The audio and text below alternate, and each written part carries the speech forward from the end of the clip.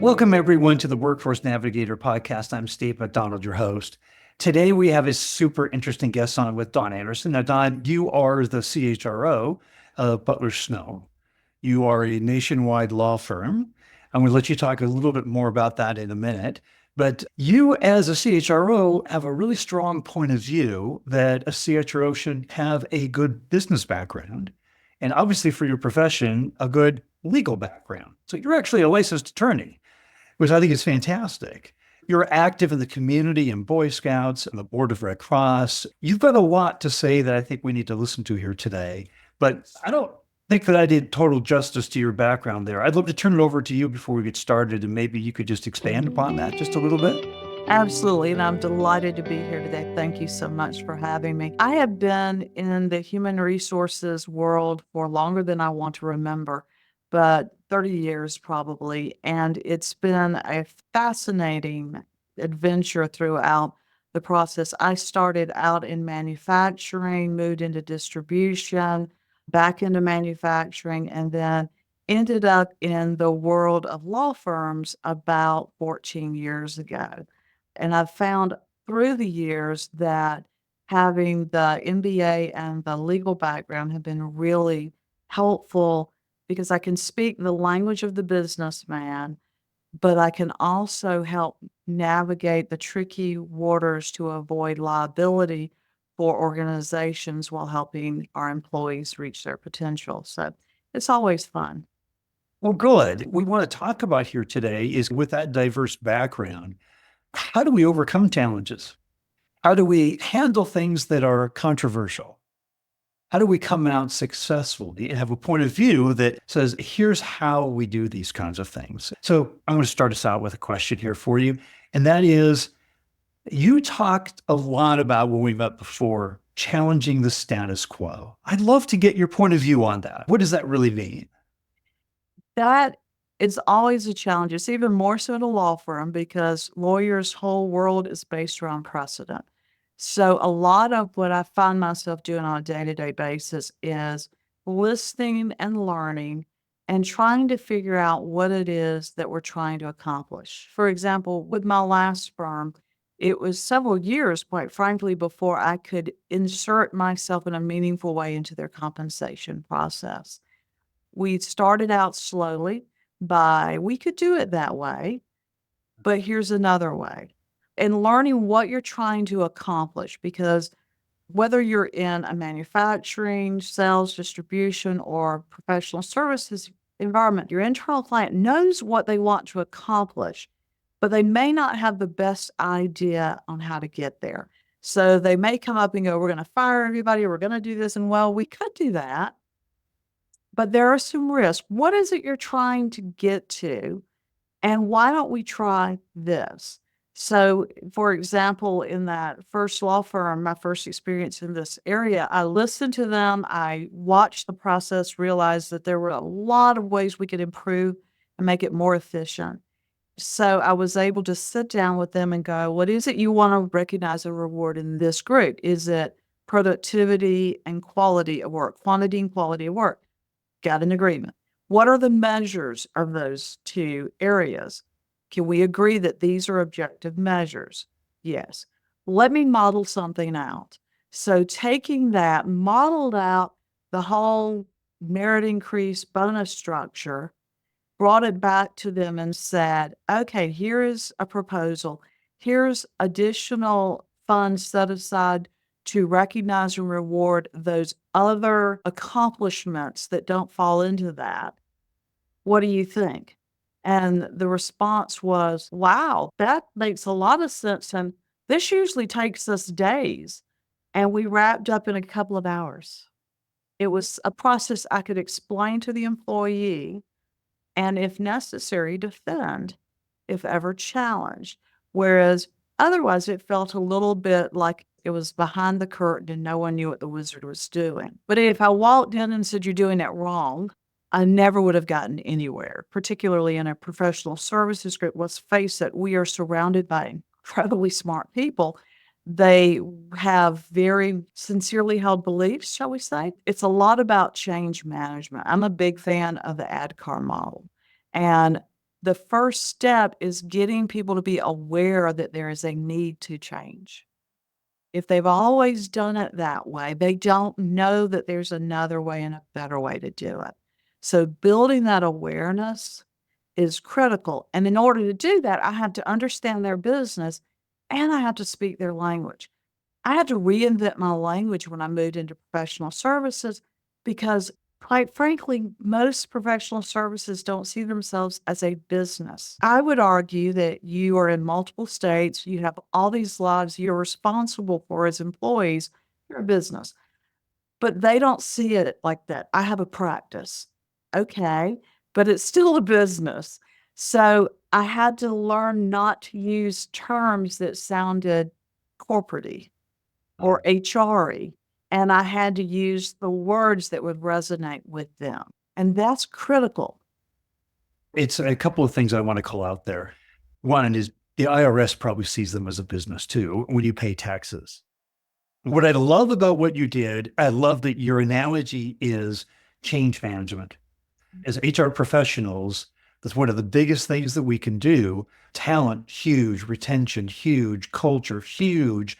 But as companies grow and bring in new people, there are constant changes that are happening. If you're not managing the status quo to the desired outcome, and what you did at the beginning is you allowed them to have their fingerprints on it.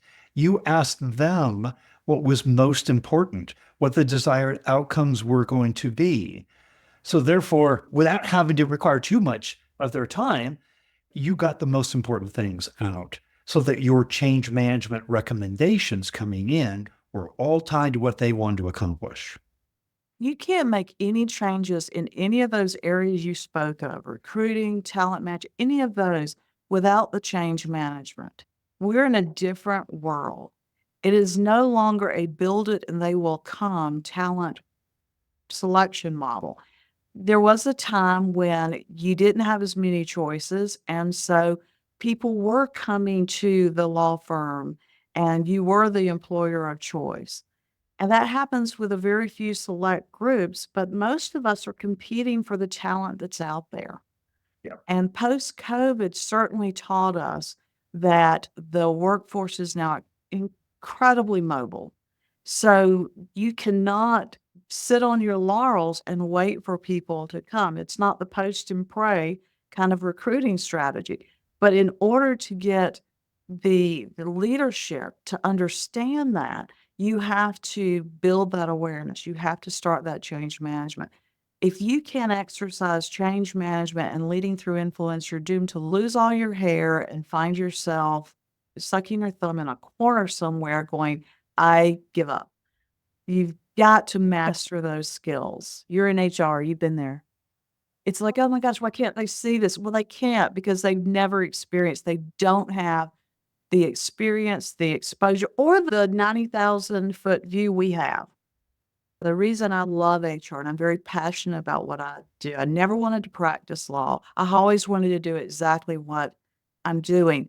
I get to touch every aspect of the business and every aspect of the employee's life cycle. And that is an incredibly powerful, strategic, and fun place to be. It's rewarding watching the tweaks that you make impact the business or the person and change their direction into a better direction. I love that. You make it sound easy, but I know there's very specific challenges, especially inside of law firms and legal services. I'd love to hear what you think those challenges are. And then at the same time, how those challenges are learning for any HR professional leader that's on this, listening to this podcast. One of the biggest challenges is, particularly in a law firm environment, is learning their business. For a firm as large as ours, we have so many practice areas. We are a great law firm. We're a defense firm, but our practice areas run from labor and employment to government regulatory to real estate to transactional to product liability to transportation torts, the healthcare law. We've got, I think, over 25 different practice groups.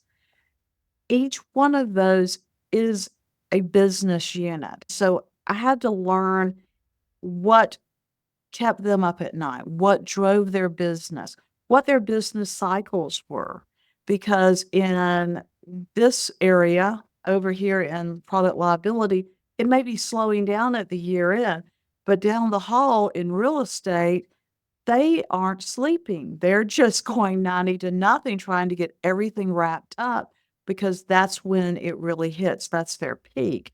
So I have to learn to adjust my initiatives. I have to learn to anticipate their needs around what their business is. That's the same in manufacturing and sales and distribution. You've got to learn what are the peaks and valleys. You've got to understand the operations because if you just toss out theoretical human resources mumbo jumbo and it doesn't hit at the time it's needed, it's not going to hit. They talk about in operations and manufacturing the just-in-time inventory model, where you're getting the products exactly where they need to be when they're needed. So you're not wasting resources tied up in things you're not using. HR has to be a little bit of that as well. We have to know and anticipate when the business is going to need the resources. When are you going to have time to get that compliance training done? When are you going to need the influx of people? How are you going to manage through the year end for human resources is generally insanely busy. So knowing that and anticipating that someone's going to want to hire 5 new people, someone's going to want to, oh, let's bring on an acquisition in the end of the year. We'll start at January 1st. That's no problem for anybody, is it? Oh, sure. So figuring out how to get the flow on the day-to-day and those ebbs and anticipating what's going to happen coming down with the other sides of the business, whether it's a law firm or manufacturing, you're going to have a lot of some hurry up and wait, but there's some things you can predict. And you know, all the manufacturing is going to want to hit it hard the first week of January, and they're going to come in wanting all these people. How am I going to anticipate that? So here's two big takeaways that I got from what you're saying here is one, you have to understand the business of the business. If you don't, how can you understand the needs of that business? How can you understand the talent's going to fit properly into that business? How can you understand the cycles of the business? These are all the things that you were saying more. The second one was, here's the picture that I got, was that you were thinking like a marketer. I have to understand the needs of my customer. Your customer in HR is all the different lawyers, all the different practice areas. They are your customer that you're serving first.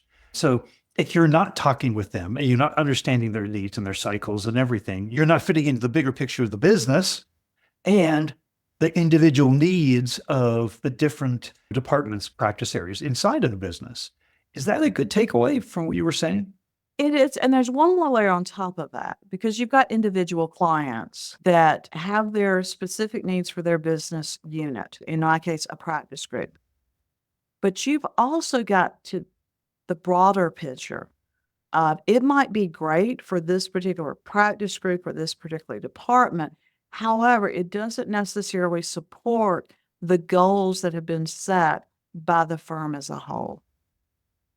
And HR is a tightrope that goes in 3 directions. So the tightrope's not the best analogy, but I can't come up with a better one.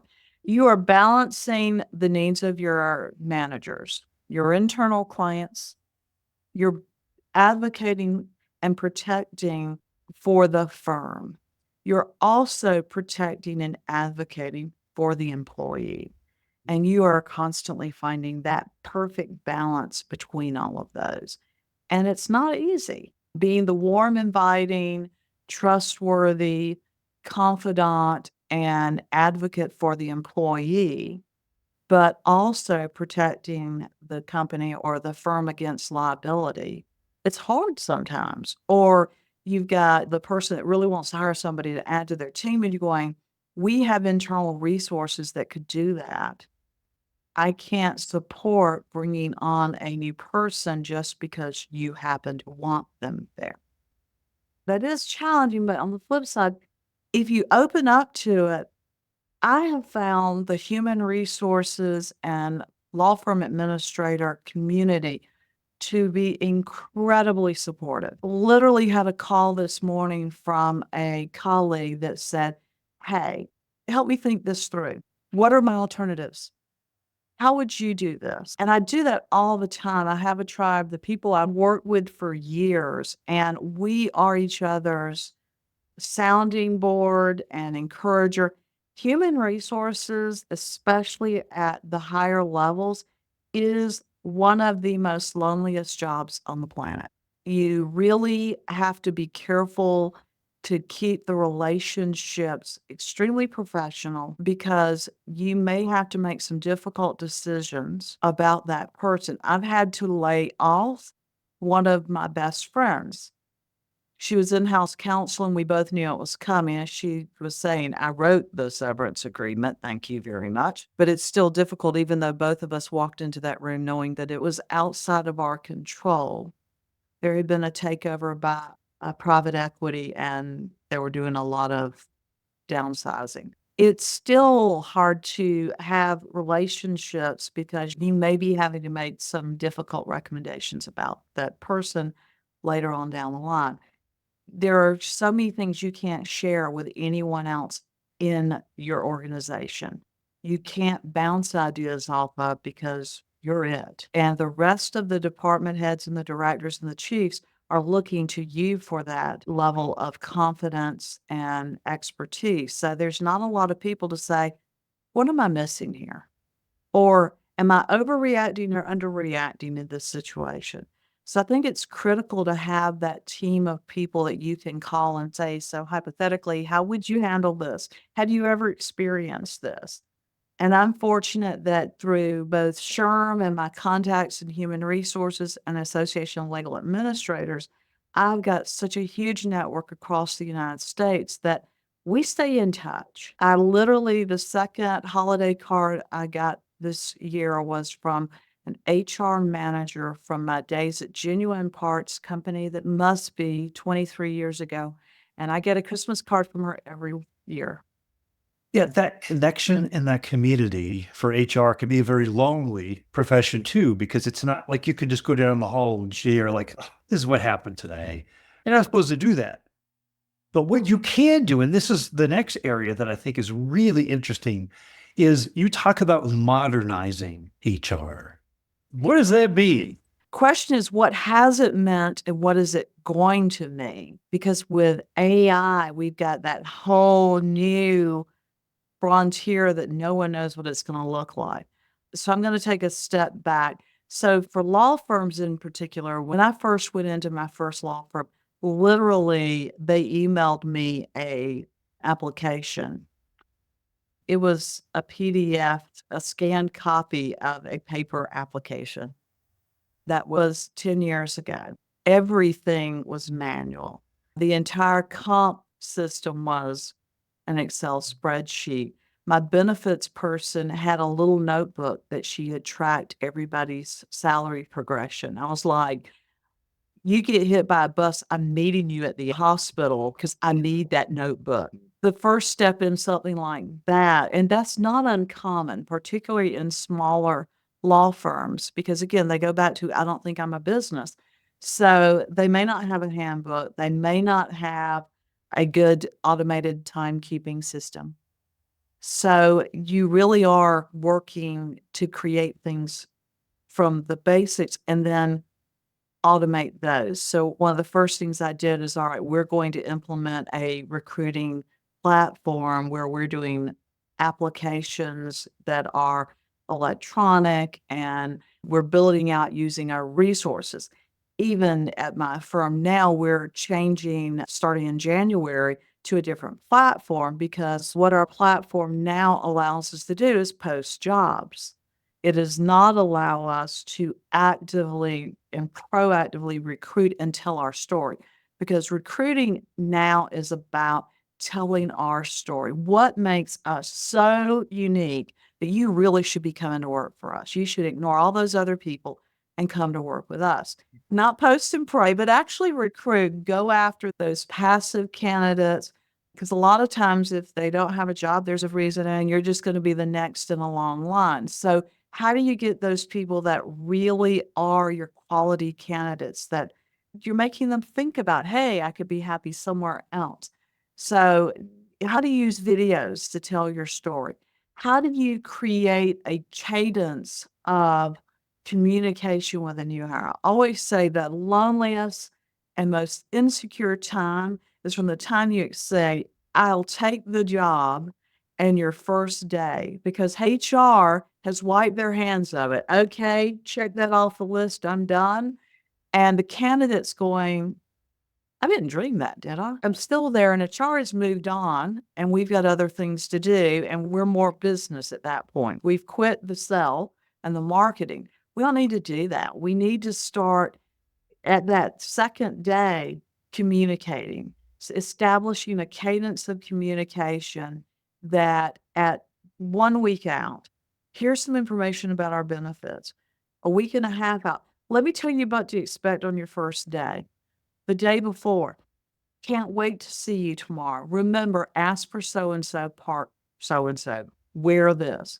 But just something so that they still feel connected. Because in this market, their former employer is trying to get them to stay. So you need to cut that off and make them feel warm and welcome. We always have little swag things that are logoed with Butler Snow to make you feel a part of the team immediately. But I think waiting till the first day is a little late. Oh, absolutely.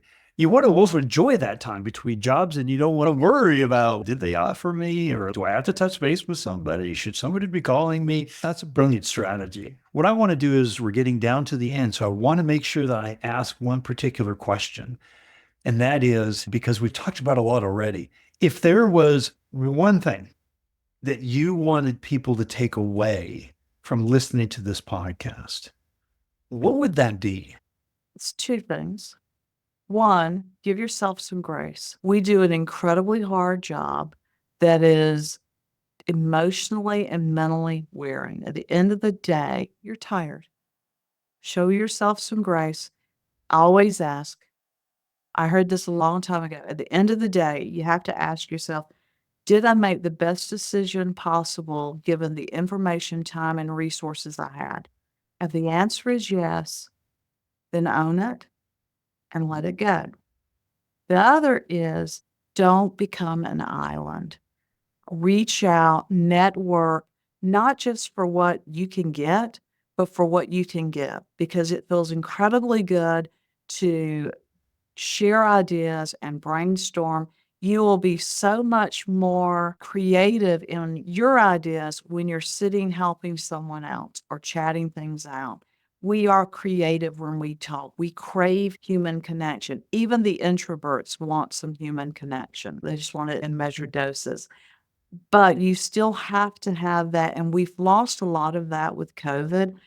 Our positions are already lonely. You're going to have to proactively make it your business to reach out, to connect on LinkedIn, to go to the meetings, to go to the networking events, to sit with someone different every time, to send the text message, just checking in, how's it going? Because I promise you, they're sitting there thinking the same thing. I have regular check-ins with people I've met over the years that don't have that group where they are. I met someone at a conference who is in a smaller area in Tennessee, and she doesn't have an ALA chapter near her. So we have check-ins once a month. We have a Zoom call. And sometimes the call is 5 minutes. How's it doing? How's your kids? And anything going on? No, great. Have a great one. Other times it's like, I am struggling with this. And it's like, let me connect you to this person who can help you. I want to ask more questions. I want to have a whole series because there's so much we can talk about here. But I know people are going to have questions. And would it be appropriate if I gave out maybe a link to your LinkedIn profile? Absolutely. I think your network can only expand and be helpful. I love having the people, and I get different ideas every time I talk with someone. It's a lot of fun. It's true. Well, Don, we got a lot of good ideas from talking to you today. Thank you so much. Thank you for having me. It's been great.